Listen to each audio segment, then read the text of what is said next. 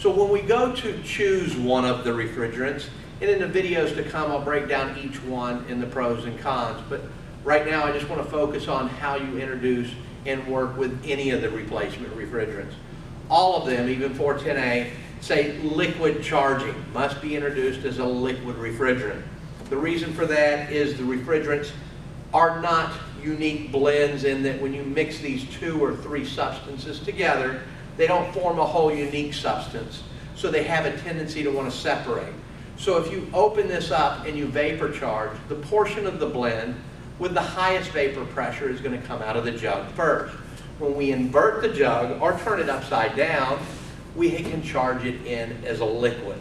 So most of the refrigerants are about the same amount of refrigerant that you took out.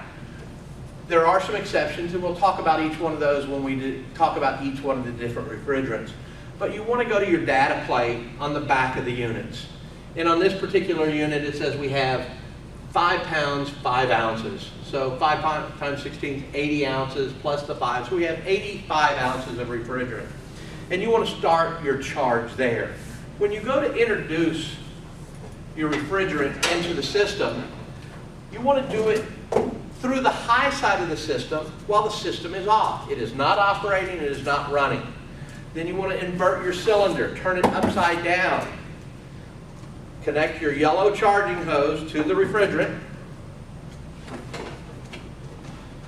And then we're going to hook up our liquid line and the suction line. We'll hook them both up, but we're only going to operate off of the liquid line. So what I want to do now is when I turn this jug upside down, I have it sitting on a scale. And it's going to tell me the total gross weight of the box, the can, the cylinder, and all the gas that's in it. I can tar or tear this to 0. I hit the 0 button, it shows me all zeros on my scale. Now, as I open my liquid gauge up, it starts dumping the liquid refrigerant. And now I can look at my scale, and it's going to tell me how many ounces I'm taking out of this jug. So when I get to about 90%, and I'm going to go to about 80 ounces. So I've got to my 80 ounces, I shut it off, and give that refrigerant that I put in there some time to equalize out in the lines. Once I've waited 2 or 3 minutes, I'm going to energize the system. When I energize the system, I may, depending on the length of line set, how far it is, how big they are, I may have to top off the charge. So at that point, I need to be able to do this while it's operating so that I can get the correct superheat. After I turn this on, I want you to let it run for 5 to 10 minutes so that all the temperatures and pressures equal out in the system and we can start getting the true readings that we need.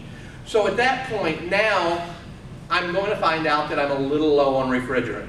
Working with most of these, 421A, MO99, 407C, is about pound for pound of what you took out. So if I took out 85 ounces, I'm going to put 85 ounces back in. So I need to top it off though. So I start the unit back up and I need to check the superheat. We all take the suction pressure, convert it to temperature. It's all right there on your gauge. And then you take the actual line temperature of the suction line to get the manufacturer's recommendation for superheat depending on the temperature inside and depending on the temperature outside. If I have an excessive superheat and it's determined I need to add more refrigerant, I'm going to do it through the suction side. But we've all been taught that introducing liquid refrigerant into the suction side while the compressor is operating could and can damage the system. So we need to have some sort of device, and in this case we have what is known as an Instacharger attached to our gauge. It's a little bitty bullet type device, and all it is a small piston metering hole. It's like a metering device. So now we attach that to the gauges,